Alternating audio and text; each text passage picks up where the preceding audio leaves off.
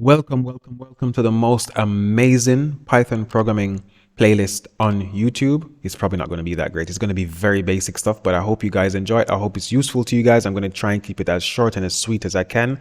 Each video is going to tackle one single element only and not have one massive 2-3 hour video. Some people like that, some people don't.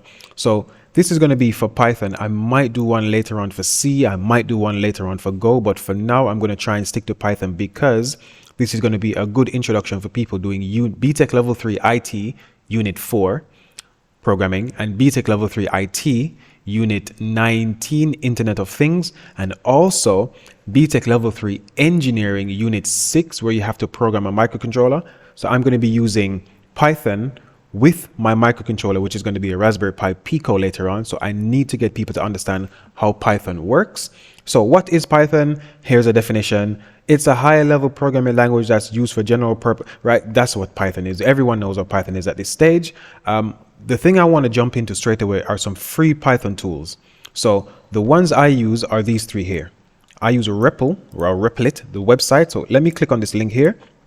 This allows you to program Python on the internet completely free straight away, and your code is backed up as soon as you finish typing. So for example, this is the program Hello World. This is what most people run first in Python. So if I click run on here, as you can see, it prints on the right hand side. I can change this to whatever I want.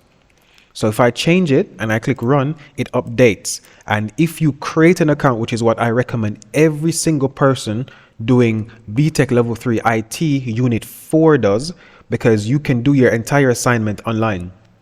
And because you're logged in, if you create an account, your work will be backed up automatically. So you will never, ever lose work unless the website completely goes down. But that's unlikely to happen at this stage. So that's what I would recommend for this.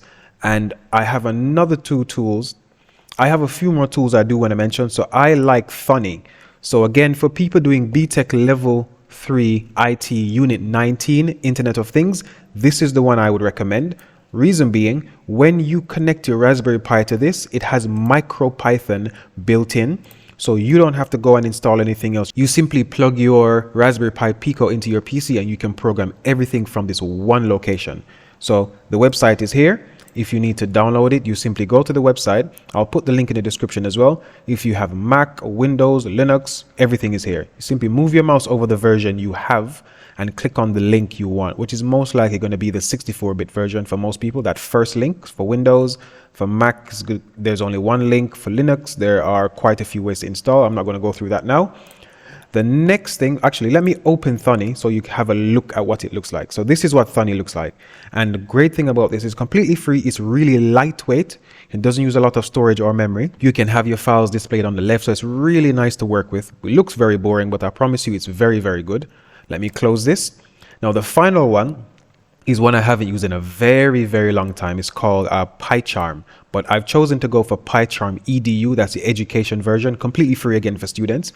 You don't have to log in or create an account. You simply download it and use it.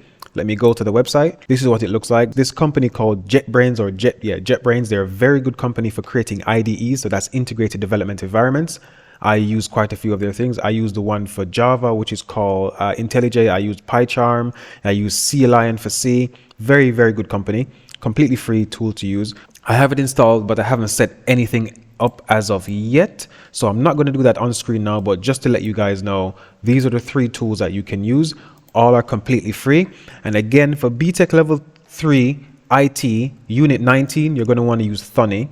For BTech Level 3 Engineering Unit 6 microcontrollers, you're going to want to use Thonny as well if you're using the Raspberry Pi Pico. For BTech Level 3 IT Unit 4 programming, I recommend highly Repl or Repl or MicroPython, whatever you want to call it. I recommend writing your code there, and when you're ready to actually finally submit, you can use something like Thonny to test it offline. Online works for most things, but it doesn't work for everything. And even for people doing the computer science A-level, you can use Thonny online to start your projects as well. But it's always a good idea at the very end to test everything offline, because the person who you're going to send your code to most likely won't be using an online service like Repl. They're probably going to have Python installed on their PC, and that's how they're going to use it. So hopefully that makes sense. And in the next video, I'm going to start going through the content like hello world, variables, data types. So stay tuned.